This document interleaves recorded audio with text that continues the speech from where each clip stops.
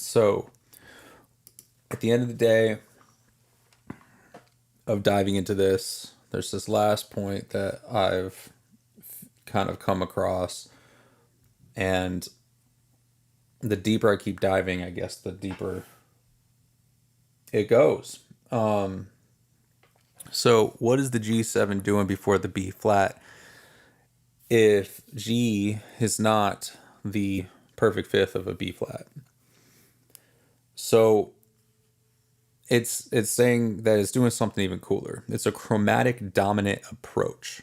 A dominant chord sliding into the target chord by a half step voice leading. So if we look at the notes of the G7, you got G, B, D, F. And the B flat has B flat, D, F. So the fact that the D's are common and the F are common, the only difference actually is the B flat to the B. Now the G is on the bottom, so that's kind of interesting to me. I would kind of just look at it and be like, well, wait a second, like why don't I just use some other chord? But I don't know all the chords by heart, so I couldn't really say. But anyways, this I guess gets canceled out, this G, and you're really hearing it two notes out of all of them, and they are the B flat to the, or the B to the B flat, slides up to the B flat, or down, either way. So let's keep reading. These voices resolve perfectly. That is incredibly smooth voice leading. Your ear goes tension, release, lift. Even though it's not the correct dominant, pop writers love this move. Why this still gives dominant energy, because the ear mainly hears the tritone inside the G7. So the B and the F. That interval screams resolution is incoming. Your brain doesn't care where it resolves. It just feels the release when it moves smoothly. So I'm gathering that it's not a move that they made to have a proper release to a home, which we already knew that when we were first going through this. But it's more so of making it a strange move, kind of, I guess, on purpose, so that, again, when it says the tritone, we need a dominant before the B, the real. So yeah, the interval screams resolution is incoming. Trying to articulate this, even for myself. Basically, it's so dissonant from where you think the chords have been landing the whole time, because it's off by that one semitone, that by the time it comes back, it's beautiful. I mean, it almost kind of just leads to the point of, if I wanted to write this in any key, in anything, I would choose the first chord of my chorus, and then I would say, well, what's a half step down from that, and try to build a dominant 7 that involves that note. So, but I think it's a little deeper than that, because it needs to be still the right dominant 7. But anyways, the real category of this move is it falls into the family of chromatic dominant approach, deceptive secondary dominant resolution, pop voice leading trick. Film composers, pop writers, EDM producers use this constantly. It's more about smooth note movement than strict functional harmony, which is what I just said, right? The deeper truth about songwriting harmony. There are 3 ways chords connect. Functional harmony, that's dominant to tonic, circle of fifths motion, voice leading, smooth note movement. Pop uses this a lot. This Conan style move is mostly number 3. Pop harmony often prioritizes, do the notes glide nicely, over is this the correct classical function. So let me just read that again. That's interesting. The functional harmony, dominant versus the tonic. circle of fifths in motion, voice leading, smooth note movement. I don't know. Not really grasping. I feel like because I'm like, nah, like there's more than that, right? Like there's other ways chords connect. I guess. Well, hold on. I was reading it earlier as there's three ways harmony connects, but now let me read it correctly. There are three ways chords connect: dominant to tonic, circle of fifths motion, and voice leading. Okay, smooth movement. Yeah, that makes a little bit more sense now that I read it correctly because, yeah, I guess I'm not like a pro at the circle of fifths, like how deep of a web it can become, but like it does kind of make sort of sense that like the circle of fifths are involved when creating chord progressions within a key. I don't think of it that way. I know some people do, but like for me, it's more so just about what key am I in? What are the, six chords that work? So like if I'm in C minor, like am I gonna use the one, the three, the four, the five, and the six? Maybe the seven. I guess there's more chords. Hold on, let me just double check. Anyways, we're kind of losing pace here, and this is the end of the video series. But 1, 2, 3, 4, 5, 6, 7. Yeah, seven. Sorry. But anyways, there's a circle of fifth motion between these seven chords. I'm guessing at a certain point. I mean, I know C to G. It just probably skips at that point because then you got G 1, 2, 3, 4, 5, 6, 7 to the D. That you don't really use that, but whatever. Then you got the D to the 1, 2, 3, 4, 5, 6, 7 to the B flat. Cool. Then the B flat to the 1, 2, 3, 4, 5, 6, 7 to the F. The F goes 1, 2, 3, 4, 5, 6, 7 to the C. C goes 1, 2, 3, 4, 5, 6, 7 to the G. G 1, 2, 3, 4, 5, 6, 7 back to the D. D 1, 2, 3, 4, 5, 6, 7 to the A. Yeah, actually no, I don't know because like you get a lot of the chords, but I'm not. I don't hit the E flat major. I don't think I hit the A flat major, so I'm still. That's. I don't know. It feels like it's just throwing something at me that I wasn't asking about, or I'm just straight up don't get it. But the deeper truth about songwriting harmony, if there are three ways chords connect. I feel like there's more ways than that, but whatever. That's just what's bugging me. I mean, I get it, but I think that it's just there's more to it than that. Anyways, what I'm taking away is that there was a reasoning for the chord to be a dominant 7 before the B flat major drop into the chorus. And I think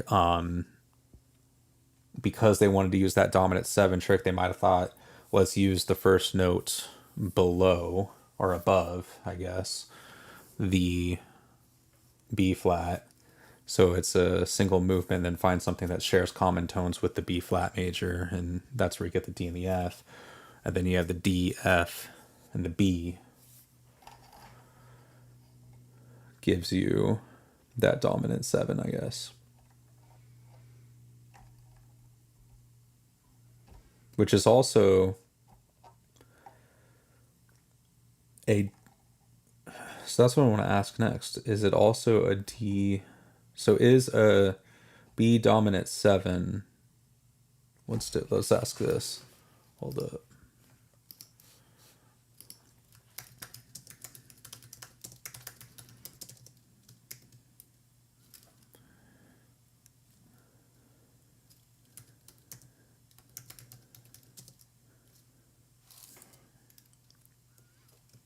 B diminished versus a G7.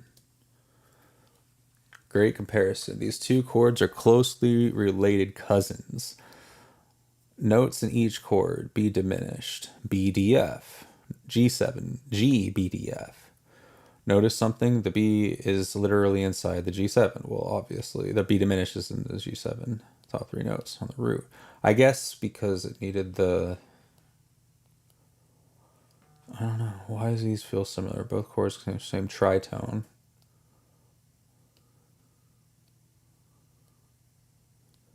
G7 has the root G.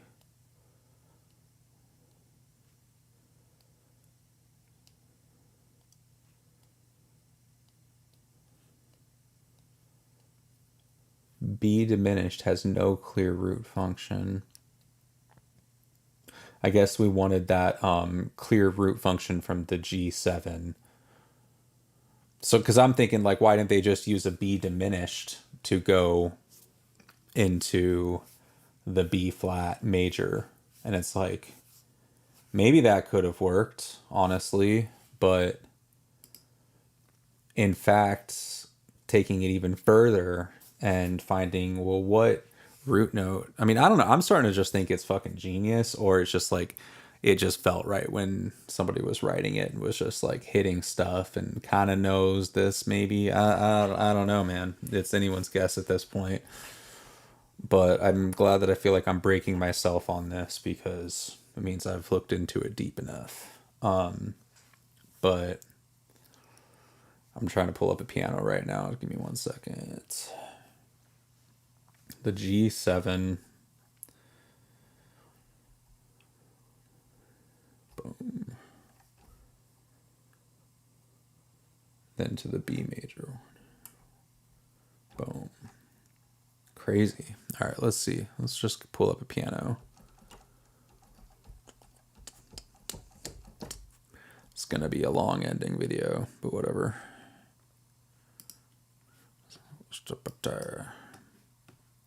I don't have any big fans.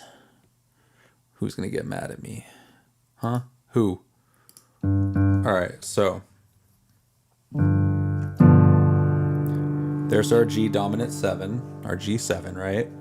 Here's our B diminished. And then here's where we want to go.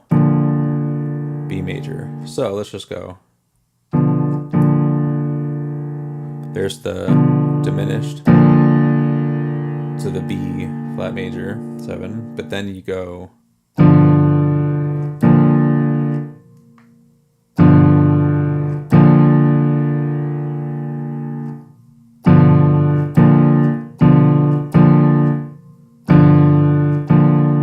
I do hear it's nice to have the G.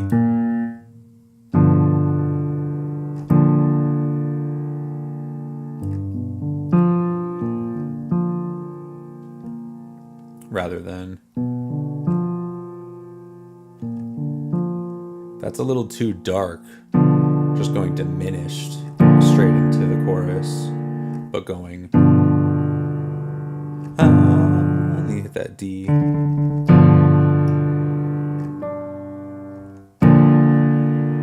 Speak up. Yeah, that is just freaking awesome. And now I'm starting to catch the drift. Like, so it kind of makes me think if I wanted to, let me just see if I want to go into there. I want to keep these. So maybe. Rather than. No, actually, that's not at all. Hold on. A little too creepy, but.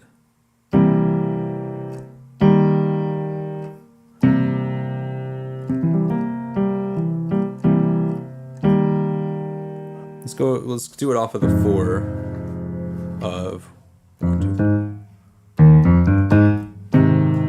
Let's do it there.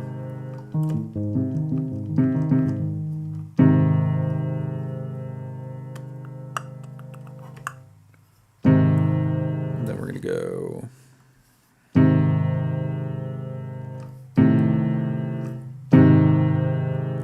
So the diminished. Right, but if we want to go, it's fine, we're out of the key. We want to go.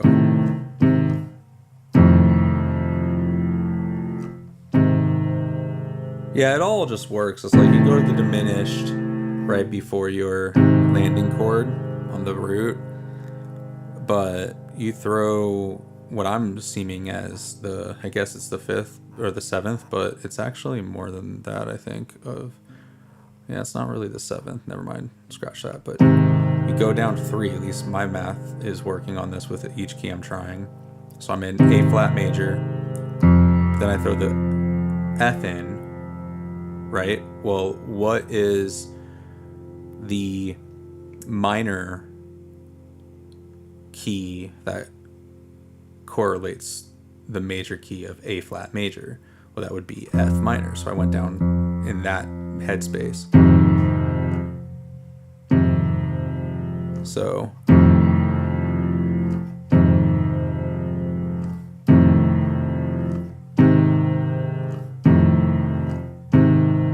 rather than the diminished A diminished, I could have went A diminished down to A flat major, but instead I'm realizing that if I use the F dominant 7,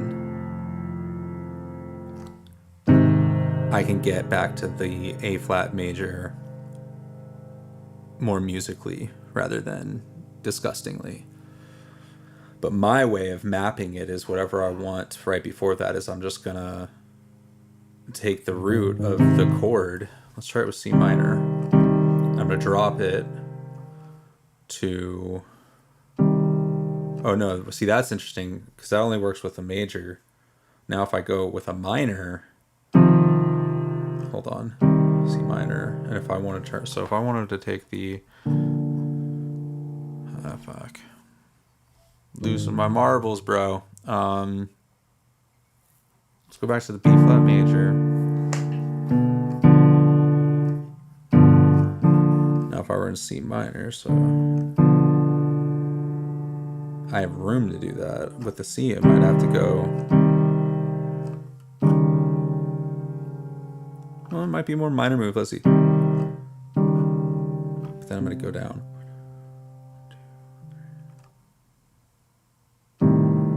So.